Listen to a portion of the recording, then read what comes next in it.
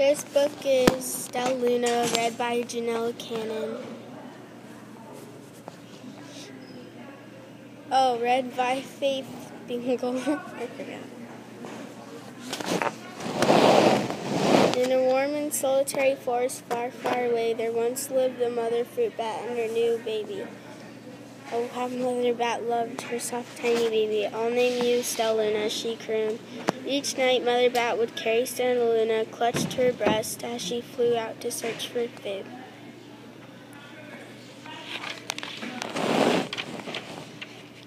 One night, as Mother Bat followed the heavy scent of ripe fruit, an owl spied her on silent wings. The powerful bird swooped down onto the bat. Dodging and shrieking, Mother Bat tried to escape, but the owl struck again and again, knocking Stellaluna into the air. Her baby wings were as limp and useless as wet paper. Down, down she went, faster and faster into the forest below.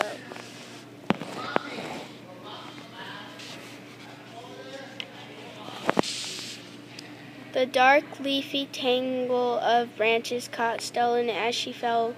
One twig was small enough for Stellaluna's tiny feet. Wrapping her wings about her, she clutched the thin branch, trembling with cold and fear.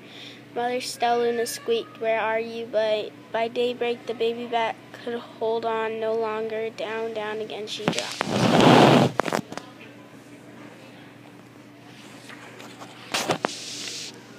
Flump, Stellaluna landed headfirst in a soft, downy nest, startling the 3 baby birds who lived there. Stellaluna quickly clambered from the nest and hung out of sight below it. She listened to the babble of the 3 birds. "What was that?" cried Flap. "I don't know, but it's hanging by its feet," chirped Flitter. "Shh, here comes Mom," whispered it.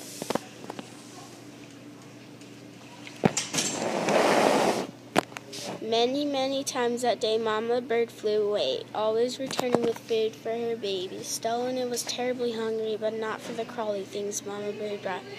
Finally, though the little bat could bear it no longer, she climbed into the nest, closed her eyes, and opened her mouth. Plop, and dropped a big green nut.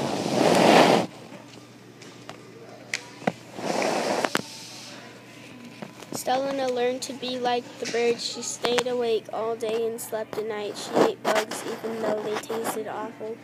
Her bat ways were quickly disappearing, except for one thing. Stellaluna still liked to sleep hanging by her feet. Once, when Mama was away, the curious baby birds decided to try it too. When Mama Bird came home, she saw 8 tiny feet gripping the edge of the nest. "Eek," she cried. "Get back up here this instant. You're going to fall and break your necks." The birds clambered back into the nest, but Mama Bird stopped Stellaluna. "You are teaching my children to do bad things. I will not let you back into this nest unless you promise to obey all the rules of this house." Stellaluna promised. She ate bugs without making faces. She slept in the nest at night, and she didn't hang by her feet. Stellaluna behaved as a good bird.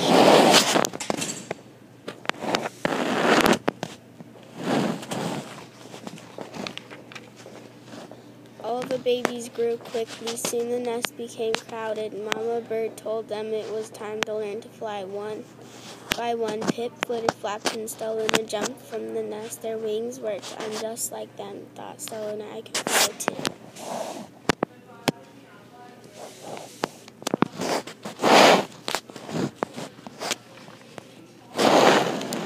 Pip, Flitter, and Flap landed gracefully on a branch. Stellaluna tried to do this.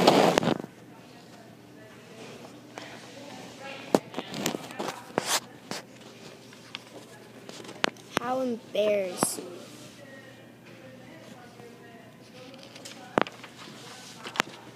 "I will fly all day," Stellaluna told herself. "Then no one will see how clumsy I am."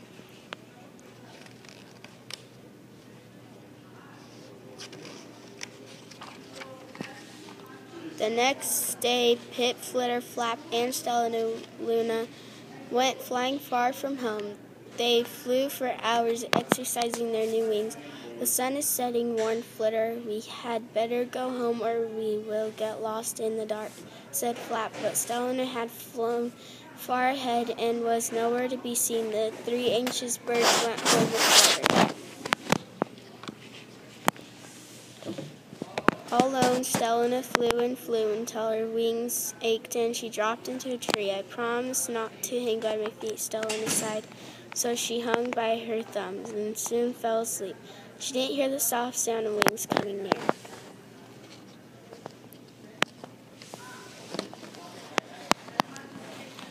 Hey, a loud voice said, "Why are you hanging upside down?" Stellaluna's eyes opened wide. She saw a most peculiar face. "I'm not upside down, you are," Stellaluna said.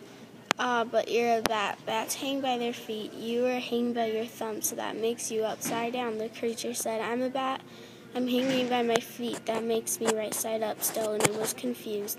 "Mama Bird told me I was upside down. She said I was wrong. Wrong for a bird, but maybe not for a bat."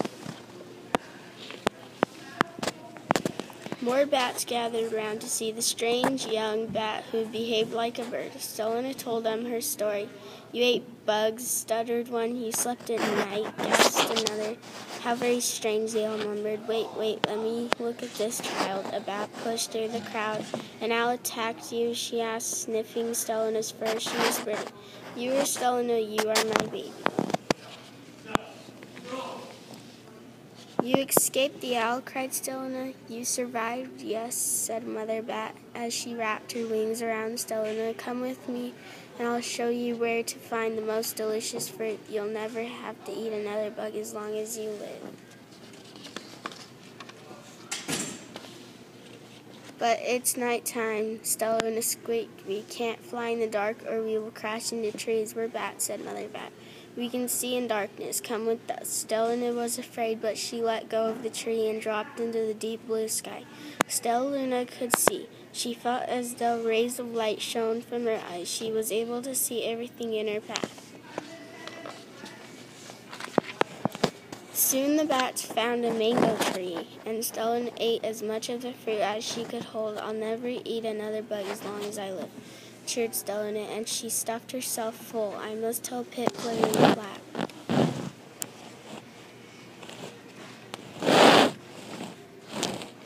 The next day, Stellaluna went to visit the birds. "Come with me and meet my bat family," said Stellaluna. "Okay, let's go," agreed Pip.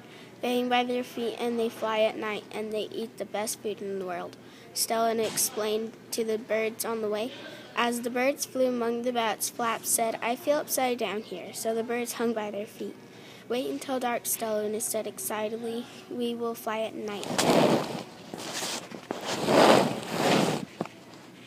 When night came, Stellaluna flew away. Pip, Flitter, and Flap leaped from the tree to follow her. "I can't see a thing," yelled Pip. "Neither can I," howled Flitter. "Eh," shrieked Flap.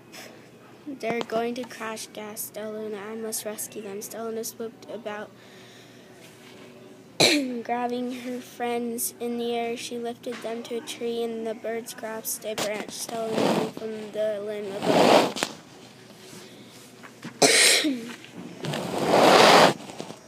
"We're safe," said Stellaluna. Then she sighed. "I wish you could see in the dark, too." "We wish you could land on your feet," Flitter replied. Pip and Flap nodded. They perched in silence for a long time. "How can we be so different, feel so much alike?" mused Flitter.